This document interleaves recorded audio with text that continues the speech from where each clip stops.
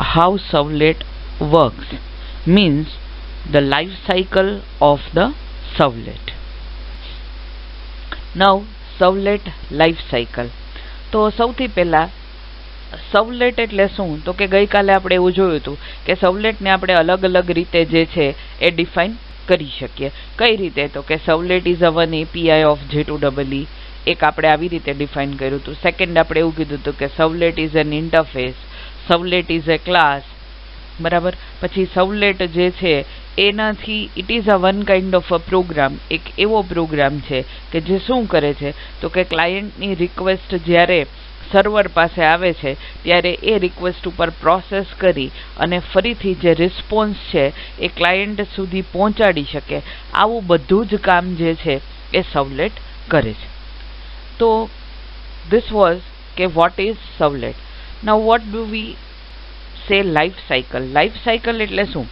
તો કે જ્યારે આપણે કમ્પ્યુટરની અંદર કોઈ પ્રોગ્રામ રિલેટેડ અથવા તો કોઈ પણ કન્સેપ્ટ રિલેટેડ લાઈફ સાયકલની વાત કરતા હોય તો એનો મિનિંગ એવો થાય કે તમે જ્યારે તમારો એ પ્રોગ્રામ જ્યારથી સ્ટાર્ટ થાય છે, મતલબ કે ઇનિશિયલાઇઝેશનથી લઈ અને એ ઓબ્જેક્ટ એનો ક્રિએટ થાય અને એ ડિસ્ટ્રોય થાય ત્યાં સુધીના જેટલા પણ સ્ટેજીસ એ પસાર કરે, જેટલા પણ સ્ટેજમાં એ જાય, that is known as the life cycle. તો અહીંયા પણ આપણે જોશું કે સર્વલેટ જે છે એ that is a one program, અને એવું પણ કીધું છે કે ક્લાસ છે. તો ક્લાસ હોય તો હંમેશા એનો શું ક્રિએટ થાય? ઓબ્જેક્ટ ક્રિએટ થાય.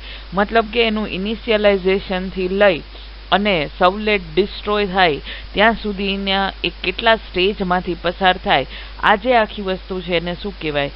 This whole process is known as a servlet life cycle. Servlet life cycle can be described as a series of steps through which a servlet goes during its lifespan, starting from loading till it gets destroyed. હવે સર્વલેટ life સાયકલને આપણે describe કરવી હોય તો કઈ રીતે કરી શકીએ? તો કે એ બધા જ સ્ટેપ્સની સિક્વન્સ કે જે સર્વલેટ પોતાના લાઈફ સ્પાન દરમિયાન પસાર કરે છે, ક્યાંથી લઈને તો કે જ્યારથી આપણું સર્વલેટ લોડ થાય છે ત્યાંથી લઈ અને સર્વલેટ ડિસ્ટ્રોય થાય ત્યાં સુધીની જેટલી પણ પ્રોસેસમાં એ જાય એ બધા જ સ્ટેજીસને જ્યારે આપણે એક સિક્વન્સની અંદર લખીએ, that becomes the servlet life cycle.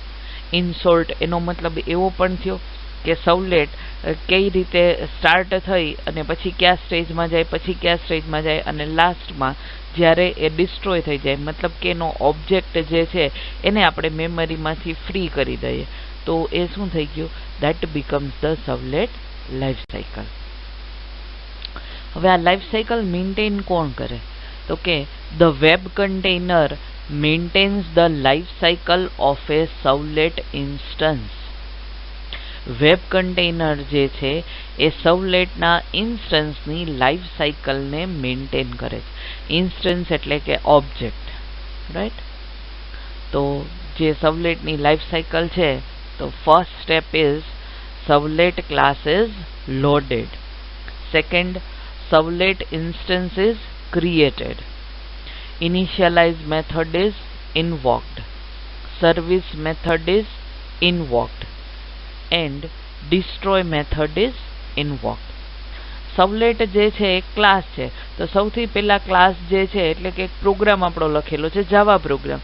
તો જાવા પ્રોગ્રામમાં આપણે સર્વલેટ ક્રિએટ કરવા માટે ગઈકાલે મેં તમને એવું કીધું હતું કે આપણી પાસે બે ક્લાસ છે. એક જેનરિક સર્વલેટ નામનો ક્લાસ છે અને એક HTTP સર્વલેટ નામનો ક્લાસ છે. બંનેમાંથી કોઈ પણ એક ક્લાસને આપણે એક્સટેન્ડ કરી અને આપણું પોતાનું સર્વલેટ ક્રિએટ કરીએ છીએ. તો સર્વલેટ ક્લાસ લોડ થાય પછી એનો ઇન્સ્ટન્સ ક્રિએટ થાય. ઇન્સ્ટન્સ એટલે કે એનો ઓબ્જેક્ટ ક્રિએટ થાય. પછી શું થશે કે પછી એની ઇનિશિયલાઇઝ મેથડ જે છે એ કોલ થશે. એના પછી સર્વિસ મેથડ કોલ થાય અને લાસ્ટ જે છે એ ડિસ્ટ્રોય મેથડ કોલ થાય. તો ઇન શોર્ટ આપણે એવું કહી શકીએ કે servlet life cycle contains mainly 3 methods: initialize method, service method અને ડિસ્ટ્રોય મેથડ. બરાબર. અહીંયા તમને એનું લાઈફ સાયકલ જે છે એનો એક ડાયાગ્રામ આપેલો છે. તો સૌથી પહેલા તો શું છે તો કે ક્રિએટ. આપણે શું કરીએ તો કે સૌથી પહેલા આપણે સર્વલેટ ક્રિએટ કરીએ, પછી એનું ઇનિશિયલાઇઝેશન થાય. ઇનિશિયલાઇઝેશન થાય પછી શું થાય, available four service. Available four service એટલે શું થાય તો કે એનો ઇન્સ્ટન્સ ક્રિએટ થાય. ઇન્સ્ટન્સ ક્રિએટ થાય અને પછી એ શું કરશે તો કે આપણી જે કોઈ પણ રિક્વેસ્ટ છે એને સર્વિસ કરશે, એને સર્વિસ પ્રોવાઈડ કરશે અને પછી શું થઈ જશે, ડિસ્ટ્રોય થઈ જશે. બરાબર. અને ઘણીવાર એવું પણ બનશે કે આપણે ક્રિએટ કરીએ અને એનું ઇનિશિયલાઇઝેશન જ ન થાય તો ડાયરેક્ટલી એ શું થઈ જાય, અનલોડ થઈ જાય. બટ ક્રિએટ થાય તો લોડ થાય, ઇનિશિયલાઇઝેશન થાય, પછી અવેલેબલ ફોર સર્વિસ થાય, મતલબ કે એની સર્વિસ મેથડ જે છે એ કામ કરશે.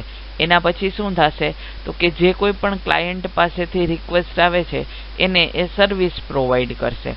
અને જ્યારે રિક્વેસ્ટ નહીં આવે પછી એ ક્યાં જશે તો કે પછી એ ઓબ્જેક્ટ એટલે કે એ સર્વલેટનો ઇન્સ્ટન્સ જે છે એ ડિસ્ટ્રોય થાય અને ડિસ્ટ્રોય થઈ ગયા પછી શું થઈ જશે, unload. This is the life cycle of a સર્વલેટ.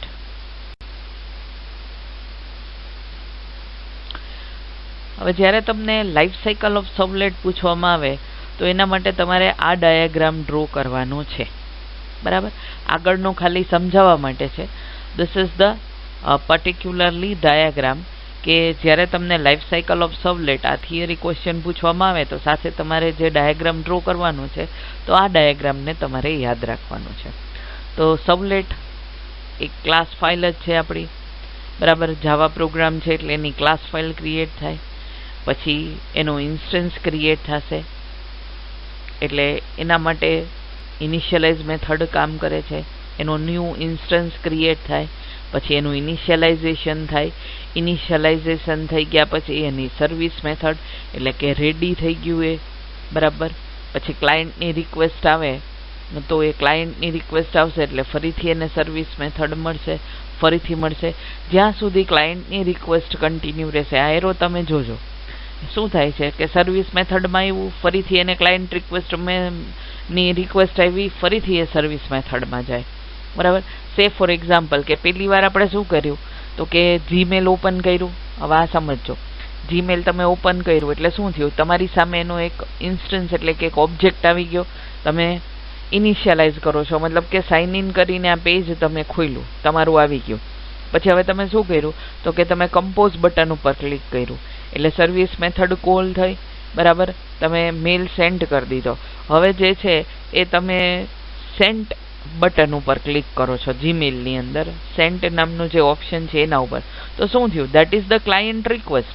તો હવે શું ઓપન કરવાનું તો કે આપણે જીમેલને એવું કહીએ છીએ કે મારે સેન્ટ જે ઓપ્શન છે એના ઉપર જવું છે એટલે એને રિલેવન્ટ બધા મેલ તમને બતાવશે.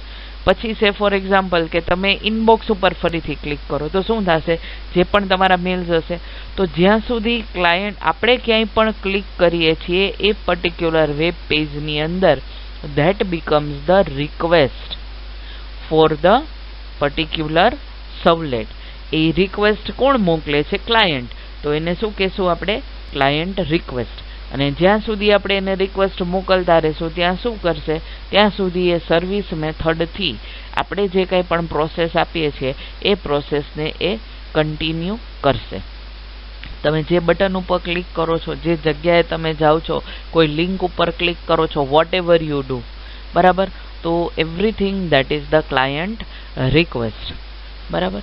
પછી ક્લાયન્ટ રિક્વેસ્ટ ન આવે મતલબ કે આપણે સાઇન આઉટ કરી નાખ્યું. હવે મોબાઈલમાંથી તો આપણે સાઇન આઉટ પણ નથી કરતા, બટ આપણે શું કરીએ છીએ, બેક બટનથી આપણે ક્લોઝ કરી દઈએ છીએ. મતલબ કે ઇન્સ્ટન્સ જે છે એને આપણે યુઝ નથી કરતા એવું કહી દે. તો ઓટોમેટિકલી શું થઈ જશે કે જેવું તમે બેક બટન પ્રેસ કરો છો એટલે શું થઈ જાય કે એ વિન્ડો તમારી ક્લોઝ થાય. એટલે શું થશે, ઓટોમેટિકલી એની ડિસ્ટ્રોય મેથડ જે છે એ કોલ થાય. ડિસ્ટ્રોય મેથડ કોલ થાય અને ક્યાં જતું રહેશે કે એ ઓબ્જેક્ટ હવે આપણે કામનું નથી. તો જાવાની અંદર તમે ભણી ગયા હતા ગાર્બેજ કલેક્શન. તો એ ગાર્બેજ કલેક્શન અહીંયા આવી ગયું અને આપણો જે ઓબ્જેક્ટ છે એને હવે કોણ લઈ જશે તો કે ગાર્બેજ કલેક્ટર છે એ લઈ જશે. બરાબર. So this is your servlet life cycle. અને ઇનિશિયલાઇઝ આ જે છે ઇનિશિયલાઇઝ મેથડ જે છે એ આવી રીતે શોર્ટમાં લખાય છે init method is called only once. Initialize method જે છે એ માત્ર એક જ વાર કોલ થાય. It is invoked only when the servlet is created. જ્યારે આપણું સર્વલેટ ક્રિએટ થાય છે ત્યારે એક જ વાર એનો કોલ થાય છે અને એનું ઇનિશિયલાઇઝેશન થઈ જાય. So it's used for one time initialization. પહેલી વાર જ્યારે તમે ઓપન કરો કોઈ પણ વેબ પેજ એટલે શું થાય એનું ઇનિશિયલાઇઝેશન થાય. કોનાથી થાય તો કે એની જે ઇનિટ મેથડ છે એનાથી થાય. એકવાર બંધ થઈ ગયું ફરીથી તમે ઓપન કરશો એ પેજ તો ફરીથી શું થશે ઇનિશિયલાઇઝેશન થશે. બટ આખી લાઈફ સાયકલની અંદર ઇનિટ મેથડ જે છે એ એક જ વાર કોલ થાય, ઇન્વોક થાય, મતલબ કે એનું એક્ઝિક્યુશન માત્ર એક જ વાર થાય. Service method. Service method is the main method that performs the actual task. Mainly જે બધું કામ છે એ કોનું છે તો કે સર્વિસ મેથડનું. શું કામ તો કે ઇનિશિયલાઇઝેશન થઈ ગયું, હવે તમારી સામે સર્વલેટ જે છે હવે તમારી જેટલી રિક્વેસ્ટ છે આ બધી જ રિક્વેસ્ટને રિસ્પોન્સ આપવાનું કામ કોણ કરે છે તો કે સર્વિસ મેથડ. એટલા માટે એને મેઇન મેથડ કીધું, કારણ કે બધા જ પ્રકારના ટાસ્ક જે છે એ કોણ કમ્પ્લીટ કરે છે, બધા જ પ્રકારની પ્રોસેસ જે છે it is done by the service method. The web container અથવા તો આપણે એને સર્વલેટ કન્ટેનર પણ કહીએ છીએ calls the service method. Web container છે એ જ સર્વિસ મેથડને કોલ કરે છે. શેના માટે? Two handle request coming from the client. Client જે કંઈ પણ રિક્વેસ્ટ સેન્ડ કરે છે, ક્લાયન્ટ રિક્વેસ્ટ એટલે શું? તમે જે કંઈ પણ ક્લિક કરો છો બરાબર, એ દરેક ક્લિક માટે વેબ કન્ટેનર છે એ શું કરે છે? સર્વિસ મેથડનો યુઝ કરે છે. each time the server receives a request for a servlet. જેટલી વાર સર્વરને આ રિક્વેસ્ટ મળે છે the web container spawns a new thread and calls the service method. Web container શું કરશે? એક નવો થ્રેડ ક્રિએટ કરશે અને સર્વિસ મેથડને કોલ કરશે. ગઈકાલે મેં તમને બતાવ્યું હતું કે જ્યારે આપણી પાસે એક કરતાં વધારે સર્વલેટ હોય અને જ્યારે અલગ અલગ ક્લાયન્ટ છે એને કોલ કરતા હોય તો એ શું કરશે? દરેક ઓબ્જેક્ટ માટે એક એક થ્રેડ ક્રિએટ કરી દે છે. બટ આ બધું કામ કોણ કરે છે તો કે all this work is done by the web container. પછી destroy method is invoked only once at the end of the life cycle of a servlet. destroy method જે છે એ પણ માત્ર એક જ વાર આખી લાઈફ સાયકલમાં કોલ થાય. અને ઇનિશિયલાઇઝ મેથડ છે મતલબ કે ઇનિટ મેથડ છે એ પણ એકવાર એ ક્રિએટ કરવા માટે, ઇનિટ મેથડ જે છે એ ક્રિએટ કરવા માટે અને ડિસ્ટ્રોય મેથડ જે છે એ શું કરવા માટે તો કે જે કોઈ પણ સર્વલેટ આપણે કોલ કરેલું હતું એને મેમરીમાંથી ફ્રી કરી દેવા માટે. તો આપણે એવું સમજી શકાય કે ઇનિશિયલાઇઝેશન એટલે કે મેમરી પ્રોવાઈડ કરવી અને ડિસ્ટ્રોય એટલે શું કરવું તો કે મેમરી પાછી લઈ લેવી. અને ઇન બિટવીન છે સર્વિસ મેથડ, અને આ સર્વિસ મેથડ છે એ જ બધા કામ આપણા માટે કરે છે. destroy method gives the servlet a chance to close database connections, halt background threads and perform other such cleanup tasks. destroy method નું કામ શું તો કે ડેટાબેઝ કનેક્શન્સ ક્લોઝ કરવા દેશે, બેકગ્રાઉન્ડના કોઈ પણ થ્રેડ છે તો એને હોલ્ટ કરશે અને કોઈ પણ બીજા કોઈ પણ પ્રકારના ક્લીનઅપ ટાસ્ક છે, મતલબ કે કોઈ પણ મેમરી આપણે એનો યુઝ કરતા હોય, કોઈ બીજા રિસોર્સિસનો યુઝ કરતા હોય તો આ બધા જ રિસોર્સિસને ફ્રી કરવાનું કામ કોણ કરે? destroy method.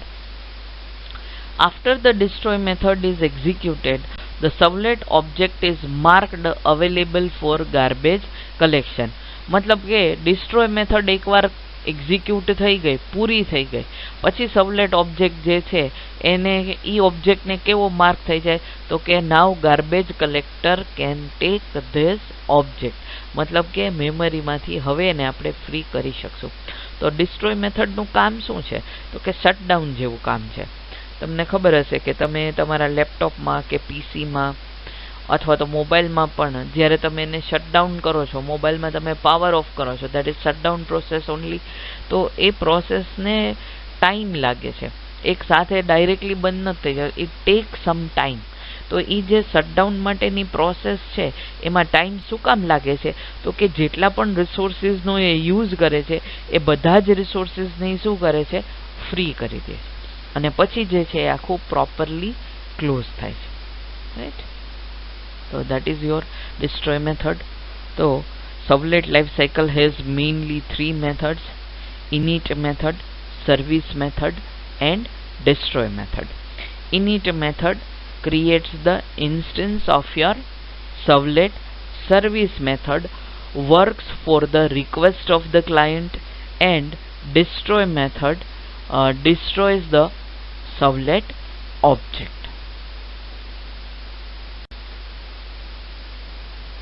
Apache Tomcat is an open source web server for testing servlets and JSP technology.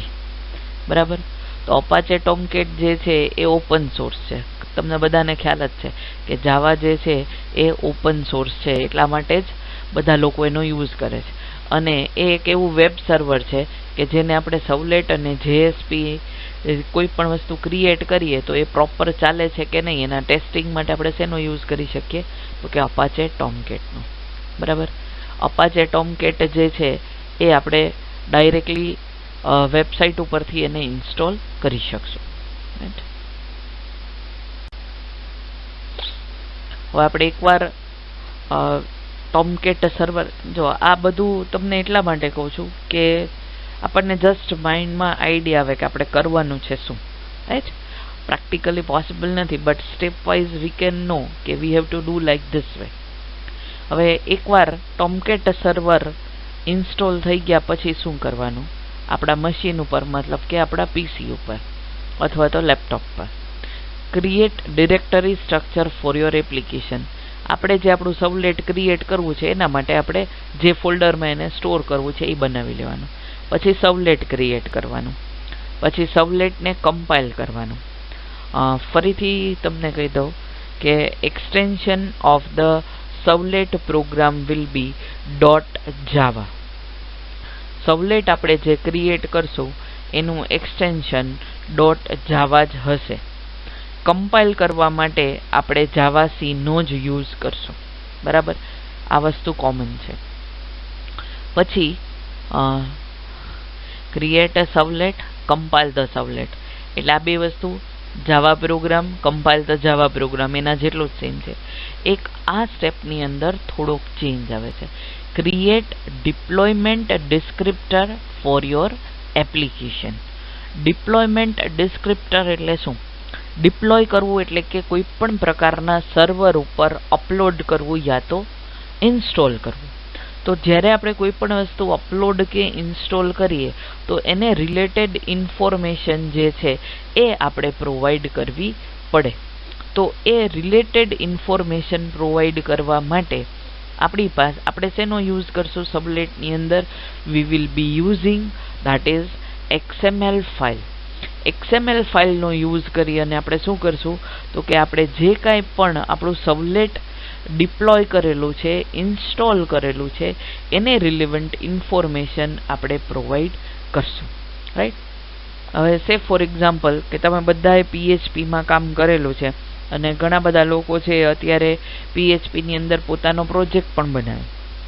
તો હવે એમાં તમે જોયું હશે કે વેબ સર્વર ઉપર જ્યારે તમે PHPના પેજને મૂકવા જાઓ છો, મતલબ કે તમે વેમ્પ કે ઝેમ્પ સર્વર જે કાંઈ યુઝ કરો છો, તો એમાં શું છે તો કે એ ઝેમ્પ અથવા તો વેમ્પ સર્વર જે તમારું છે એ એક તમારું વેબ કન્ટેનર થઈ ગયું. એ વેબ કન્ટેનરની અંદર તમે તમારી PHP ફાઇલ મૂકો છો. તો તમને ખબર જ છે કે ઝેમ્પની અંદર એક htdocs નામનું ફોલ્ડર છે. આ ફોલ્ડરની અંદર શું કરો છો, તમે તમારી ફાઇલને સેવ કરો છો. એ ફાઇલ તમે ત્યાં સેવ કરી એનું મતલબ શું થયું કે તમે તમારી ફાઇલને વેબ સર્વરની અંદર ડિપ્લોય કરી. આટલું ક્લિયર? ડિપ્લોય કરવું એટલે શું? સેવ કરીએ છીએ મતલબ કે આપણે આપણા પ્રોગ્રામને વેબ સર્વરની અંદર મૂકી દીધો. હવે તમે જ્યારે PHPની ફાઇલ રન કરો છો, એ તમારું પેજ રન કરો છો, વેબ પેજ, તો આપણે શું કરીએ છીએ કે તમે પર્ટિક્યુલરલી કોઈ પણ એક બ્રાઉઝર ઓપન કરો છો, લોકલ હોસ્ટ લખી, જે તમારો પોર્ટ નંબર છે સ્લેશ કરી અને તમે તમારું ફાઇલ નેમ, એટલે શું થાય કે તમારું એ પેજ છે એ એક્ઝિક્યુટ થાય અને આઉટપુટ છે એ તમને જોવા મળે છે. રાઈટ? આટલું ક્લિયર? હવે ત્યાં ઝેમ્પ અથવા તો વેમ્પ સર્વર છે, જ્યારે J2EE ની અંદર અપાચે ટોમકેટ સર્વર છે. પ્રોસિજર બધી જ સેમ રહેશે. બરાબર? અપાચે ટોમકેટ સર્વર છે અને આ ડિપ્લોયમેન્ટ ડિસ્ક્રિપ્ટર લખવા માટે મતલબ કે બ્રાઉઝર જે છે એ જ્યારે જાવા પ્રોગ્રામમાંથી કંઈ પણ ટેક્સ્ટ કન્ટેન્ટ એને લઈ આવવા છે, ડાયનેમિક વેબ પેજ છે એટલે કન્ટેન્ટ પણ એ શેમાં આપશે તો કે એને HTML ફોર્મેટમાં જ આપવા. તો એને રિલેવન્ટ ઇન્ફોર્મેશન જે છે એ આપણે આપવાની થાય અને એ જે જગ્યાએ આપીએ એને ડિપ્લોયમેન્ટ ડિસ્ક્રિપ્ટર કહેવાય. તો એ ડિપ્લોયમેન્ટ ડિસ્ક્રિપ્ટર જે છે એ એક ફાઇલમાં આપણે કરવાનું છે અને એ ફાઇલનું નામ અહીંયા web.xml હશે. અને આ web.xml ફાઇલ આપણું જે અપાચે ટોમકેટ ઇન્સ્ટોલ કરેલું છે એના ફોલ્ડરની અંદર આપણને મળશે. બરાબર? આગળ જતાં હું તમને કહીશ કે કઈ જગ્યાએ તમને મળશે. એટલે ત્યાં શું લખવાનું તો કે આપણે જેટલા પણ સર્વલેટ ક્રિએટ કરીએ ને એને ત્યાં આપણે આપી દેવાનું કે ભાઈ આ સર્વલેટ જે છે મેં આ ફોલ્ડરની અંદર ક્રિએટ કરેલું છે, કઈ જગ્યાએ ક્રિએટ કરેલું છે. બરાબર? ઘણીવાર આપણે એવું જ કરતા હોય કે htdocsની અંદર પણ તમે તમારું ફોલ્ડર ક્રિએટ કરો અને એમાં તમારી PHPની ફાઇલ અથવા તો તમારો PHPનો પ્રોગ્રામ છે એ તમે મૂકતા હોય. તો અહીંયા પણ એવું કંઈક છે. તો કયા ફોલ્ડરમાં કઈ વસ્તુ પડેલી છે એ બધું આપણે ક્યાં કોનાથી આપશું? With the help of the deployment descriptor. પછી આપણે સર્વર સ્ટાર્ટ કરવાનું અને આપણી એપ્લિકેશન જે છે એને આપણે ડિપ્લોય કરી શકશું, મતલબ કે ઇન્સ્ટોલ કરી શકશું. તો આપણે આપણો પહેલાં ફર્સ્ટ સર્વલેટ એપ્લિકેશન ક્રિએટ કરીએ અથવા તો એવું કહી શકીએ કે ફર્સ્ટ સર્વલેટ પ્રોગ્રામ આપણે લખીએ. વેરી ઇઝી છે, સમજજો. હું 2 વાર જ કરાવીશ. બરાબર? ફર્સ્ટ ટાઈમ જેટલું સમજાય એટલું સમજજો. નેક્સ્ટ ટાઈમ ટ્રાય કરજો કે શું કહેવા માગું છું. રાઈટ? તો first of all creating the directory structure. તો સૌથી પહેલાં આપણે શું આપશું? નેમ ઓફ યોર એપ્લિકેશન, મતલબ કે આપણા ફાઇલનું નામ. બરાબર? આ ફાઇલ આપણે ક્યાં સ્ટોર કરવાની છે તો કે વેબ INF નામનું ફોલ્ડર ઓલરેડી અવેલેબલ હશે. વેબ INF ફોલ્ડરની અંદર આપણી પાસે ક્લાસીસ નામનું ફોલ્ડર હશે અને ક્લાસીસ નામના ફોલ્ડરની અંદર શું હશે તો કે આપણી ક્લાસ ફાઇલ. ભલે મારી એપ્લિકેશન અહીંયા છે, બટ આ એપ્લિકેશનને કમ્પાઇલ કરી અને ક્લાસ ફાઇલ ક્યાં રાખવાની છે તો કે વેબ INF ફોલ્ડરની અંદર. આ વેબ INF ફોલ્ડર ક્યાં મળશે? અત્યારે બહુ ચિંતા ન કરતા, તમારી સામે PC હશે એટલે તમને તરત જ દેખાઈ જશે. અપાચે સોફ્ટવેર ફાઉન્ડેશન, એની અંદર ટોમકેટ સર્વર, એની અંદર વેબ એપ્સ નામનું ફોલ્ડર હશે. વેબ એપ્સ નામના ફોલ્ડરની અંદર વેબ INF ફોલ્ડર હશે અને વેબ INF ફોલ્ડરમાં ક્લાસીસ નામનું ફોલ્ડર હશે. અને આ ક્લાસીસ નામના ફોલ્ડરમાં તમારે તમારી સર્વલેટ ફાઇલ જે છે એ સ્ટોર કરવાની. બરાબર? દાખલા તરીકે અહીંયા મેં એક્ઝામ્પલમાં આપેલું છે કે myservlet.class, તો myservlet.java ફાઇલ પણ અહીંયા સ્ટોર કરેલી હોય તો એનાથી કાંઈ એને પ્રોબ્લેમ છે નહીં. અને ડિપ્લોયમેન્ટ ડિસ્ક્રિપ્ટર માટે શું છે તો કે આ રહી web.xml ફાઇલ, આ પણ તમને અહીંયા મળશે. એની અંદર તમારે શું લખવાનું એ હું તમને કહીશ. But this is the directory structure. એટલે આપણે યાદ શું રાખવાનું તમારે તો કે અપાચે સોફ્ટવેર ફાઉન્ડેશન નામનું જ્યારે તમે ટોમકેટ સર્વર ઇન્સ્ટોલ કરશો તો એમાં એ ફોલ્ડર ક્રિએટ થશે અને એની અંદર તમે જાશો એટલે વેબ INF નામનું ફોલ્ડર મળશે. PHPમાં તમે ક્યાં સ્ટોર કરતા હતા ફાઇલ? htdocsમાં. અહીંયા તમારે ક્યાં કરવાની? વેબ INFમાં. બરાબર?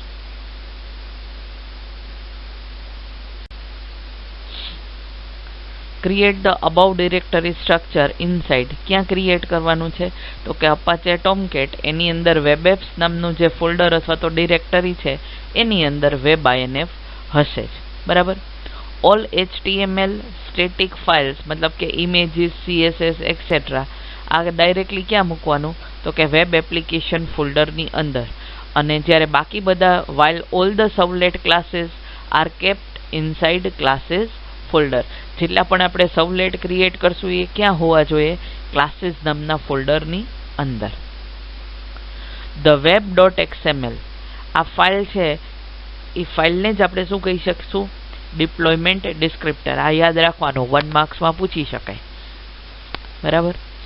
Is kept under web INF folder. Web INF ફોલ્ડરમાં જ આપણું આ ડિપ્લોયમેન્ટ ડિસ્ક્રિપ્ટર હશે. હવે જો ડિપ્લોયમેન્ટ ડિસ્ક્રિપ્ટર એટલે શું? કે ઇન્સ્ટોલેશનને રિલેટેડ બધી ઇન્ફોર્મેશન. એટલે હવે વેબ કન્ટેનર આપણા માટે ઘણું બધું કામ કરે. તો એને સર્વલેટનો ઇન્સ્ટન્ટ ક્રિએટ કરવો તો એ સર્વલેટ એટલે કે એ વેબ પેજ ક્યાં પડેલું છે એની માહિતી તો આપણે આપવી પડે. અને એ આપણે ક્યાં આપશું? web.xml ફાઇલની અંદર. Now creating a servlet. There are 3 different ways to create a servlet: by implementing servlet interface, by extending generic servlet class, and by extending HTTP servlet class. But mainly આપણે આ બે ઓપ્શનનો યુઝ કરશું, generic સર્વલેટ અને HTTP સર્વલેટ. But 90 to 95% જે છે એ આપણે HTTP સર્વલેટનો જ use કરશું. શું કામ આનો જ યુઝ કરશું? કારણ કે અત્યારે તમે જોયું હશે કે મોસ્ટ ઓફ બધી વેબસાઇટ જે છે એ કોને ફોલો કરે છે? HTTP ને જ ફોલો કરે છે. બરાબર. હાઇપરટેક્સ્ટ ટ્રાન્સફર પ્રોટોકોલને જ બધી વેબસાઇટ જે છે એ ફોલો કરે છે. તો આપણે જે વેબ પેજ ક્રિએટ કરીએ એ પણ કોને રિલેવન્ટ હોવું જોઈએ? એને રિલેવન્ટ. એટલે આપણે HTTP સર્વલેટ ક્લાસનો maximum number of time use કરશું. But mostly a servlet is created by extending HTTP servlet class. HTTP servlet class જે છે એની પાસે સર્વિસ મેથડ જે સર્વલેટ ઇન્ટરફેસની છે એમાં આપેલી. શું કામ? કારણ કે HTTP સર્વલેટની અંદર આપણે સર્વલેટ ઇન્ટરફેસને પહેલેથી જ ઇમ્પ્લિમેન્ટ કરીને આપી દીધેલું છે. The servlet class that we will create should not override service method. Our servlet class will override only doGet or doPost method. આપણે સર્વિસ મેથડને ઓવરરાઇડ કરવાની જરૂર નથી. જ્યારે આપણે HTTP સર્વલેટ યુઝ કરીએ છીએ તો HTTP સર્વલેટ પાસે પોતાની બે મેથડ છે, doGet મેથડ અને doPost મેથડ. બરાબર.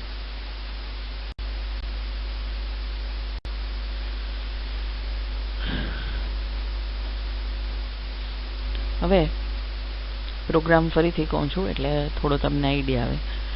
સર્વલેટ ક્રિએટ કરવા માટે પહેલાં તો જે કોઈ પણ એના પેકેજીસ છે એ આપણે ઇમ્પોર્ટ કરવાના. તો 3 પેકેજ આપણા માટે દર વખતે આપણે કરવાનું જ છે. javax.servlet, javax.servlet.http અને java.io. આ 3 પેકેજનો આપણે યુઝ કરશું. પછી જે કોઈ પણ આપણે સર્વલેટ ક્રિએટ કરીએ છીએ કોને એક્સટેન્ડ કરશે? HTTP સર્વલેટને એક્સટેન્ડ કરશે. અને કોઈ પણ સર્વલેટ જ્યારે આપણે HTTP સર્વલેટનો યુઝ કરીએ તો એની મેથડ કઈ છે? doGet અથવા તો doPost મેથડ. અત્યારે આપણે doGet મેથડનો યુઝ કરીએ છીએ. doGet મેથડનું સિન્ટેક્સ શું છે? તો કે public void doGet HTTP servlet રિક્વેસ્ટનો ઓબ્જેક્ટ એમાં પાસ થશે અને HTTP સર્વલેટ રિસ્પોન્સનો ઓબ્જેક્ટ એમાં પાસ થશે અને એ સર્વલેટ એક્સેપ્શનને થ્રો કરશે. હવે આ મેથડની અંદર this 2 lines are important. response.setContentType. Response જે છે એ કોનો ઓબ્જેક્ટ છે? તો કે HTTP સર્વલેટ રિસ્પોન્સ ઇન્ટરફેસ. આ HTTP સર્વલેટ રિસ્પોન્સ ઇન્ટરફેસની મેથડ છે. એટલે ઓબ્જેક્ટ ડોટ આપણે લખી શકીએ. આ શું કામ લખવાનું? તો કે તમે જે વેબ પેજ ક્રિએટ કરો છો એનું આઉટપુટ હંમેશા ક્યાં આવશે? બ્રાઉઝરની અંદર. તો બ્રાઉઝર કઈ લેંગ્વેજ સમજે? HTML. તો આપણો રિસ્પોન્સ કઈ લેંગ્વેજમાં જવો જોઈએ? HTMLમાં. એટલે આપણે શું કહી દીધું કે response.setContentType ટેક્સ્ટ અથવા તો HTML.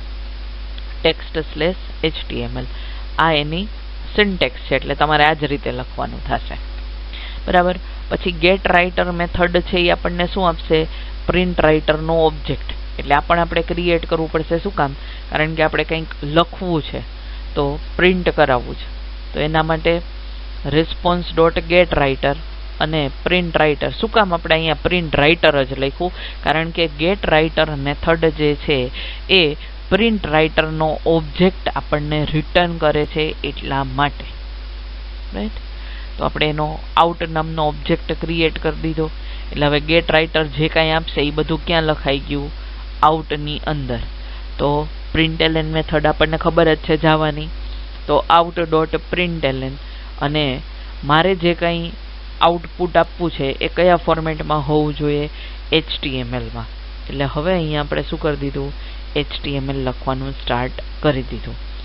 ઇન શોર્ટ તમે એવું કહી શકો કે સર્વલેટ એટલે શું? તો કે સર્વલેટ એટલે એક એવો પ્રોગ્રામ કે જેની અંદર જાવામાં આપણે HTML લખીએ છીએ. જાવાની અંદર આપણે HTML ને ઇન્ક્લુડ કરીએ છીએ. JSP જે છે તો એમાં શું થશે? તો કે એમાં HTML માં આપણે જાવા લખશું. બરાબર. તો સર્વલેટ કોના માટે કામનું છે? તો કે જે લોકોને જાવા આવડે છે એ લોકો શેનો યુઝ કરશે? સર્વલેટનો. અને જેને જાવા નથી આવડતું બટ પોતાની વેબસાઇટ બનાવવા માટે એને જાવાનો યુઝ કરવો હોય, શું કામ? તો કે સિક્યોર છે, તો સિક્યોરિટી પર્પઝ માટે યુઝ કરવું હોય, તો હવે એ જાવા શીખી અને સર્વલેટથી તો કામ નહીં ચલાવે. તો એ શું કરશે કે થોડું ઘણું એની પાસે નોલેજ હશે અને પછી શું કરી શકે? તો કે HTML ની અંદર જાવા. તો HTML તો બધાને આવડતું જ હોય. બરાબર. હવે out.println HTML અહીંયા મેં h1 ટેગ લખ્યું, હલો લખ્યું. હવે તમારે અહીંયા ફોન્ટ કલર કોઈ પણ વેબ પેજમાં આપવા હોય તો તમે શું આપી શકો? h1 ની બાજુમાં બીજો એક ટેગ આપી દો કે ફોન્ટ કલર = ધીસ. બોડીમાં તમારે બેકગ્રાઉન્ડ આપવું હોય તો પણ તમે આપી શકશો, કલરફુલ પેજ. કોઈ ઇમેજ આપવી છે તો બોડી, પછી background, whatever it is, આ બધું આપી શકશો. હવે તમારી પાસે જે HTML છે એ અહીંયા વર્ક કરશે. તમારી પાસે જે HTML નું નોલેજ છે એ બધું જ તમે અહીંયા એપ્લાય કરી શકશો.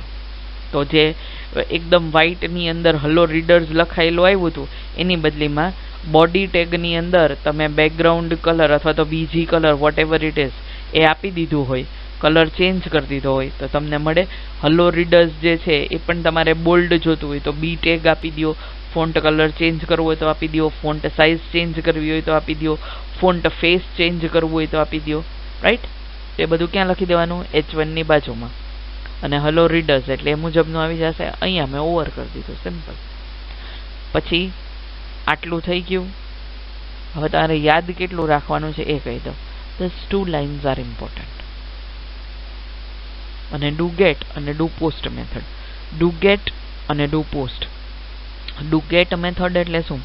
કે જ્યારે ક્લાયન્ટને કાંઈ જોતું હોય તો do get મેથડનો યુઝ થાય. જ્યારે ક્લાયન્ટ કાંઈ આપતું હશે ત્યારે કઈ મેથડનો યુઝ થશે?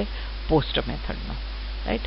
પોસ્ટ એટલે કે ક્લાયન્ટ રિક્વેસ્ટ જે છે એના ઉપર કામ ચાલતું હોય અને ગેટ એટલે કે રિસ્પોન્સ ઉપર કંઈક કામ ચાલતું હોય. આપણે જોશું બધા જ પ્રોગ્રામ જોશું વન બાય વન, બટ આ તમને જાણ માટે કે ડુ ગેટ મેથડનો અહીંયા શું યુઝ છે. તો કે ગેટ મેથડ શું કરશે? તો કે જ્યારે રિસ્પોન્સ જોઈએ છે ત્યારે સર્વર પાસેથી, અને પોસ્ટ એટલે શું? કે ક્લાયન્ટ કોઈક ડેટા સર્વરને આપે તો પોસ્ટ મેથડનો યુઝ કરશું, અને સર્વર પાસેથી જ્યારે ક્લાયન્ટ ડેટા લેશે ત્યારે ડુ ગેટ મેથડનો યુઝ કરશું. પણ ડુ ગેટ અને ડુ પોસ્ટ મેથડ બંનેનો સિન્ટેક્સ સેમ જ છે. પબ્લિક વોઇડ ડુ ગેટ, બરાબર. અને એની અંદર જેવી રીતે આપણે HTTP સર્વલેટ રિક્વેસ્ટ અને HTTP સર્વલેટ રિસ્પોન્સના ઓબ્જેક્ટ પાસ કર્યા હતા, same way it is for do post method. ખાલી મેથડના નામ બદલે છે, સિન્ટેક્સ એઝ ઇટ ઇઝ રીઝ.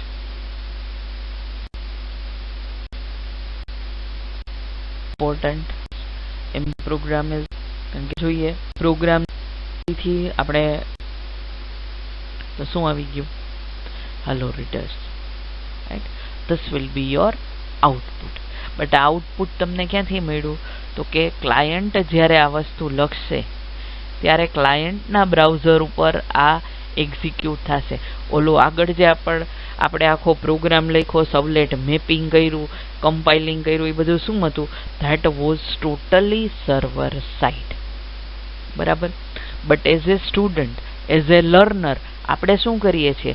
આપણે એક જ પીસીની અંદર આપણે ક્લાયન્ટ પણ છીએ, આપણે સર્વર પણ છીએ, બધું જ આપણે એક જ પીસીમાં થાય. એટલે અહીંયા શું આવ્યું? લોકલ હોસ્ટ આવ્યું. નહીં તો શું આવે? જે ડોમેઇન નેમ હોય એ આવે. બરાબર. So this was your first સર્વલેટ.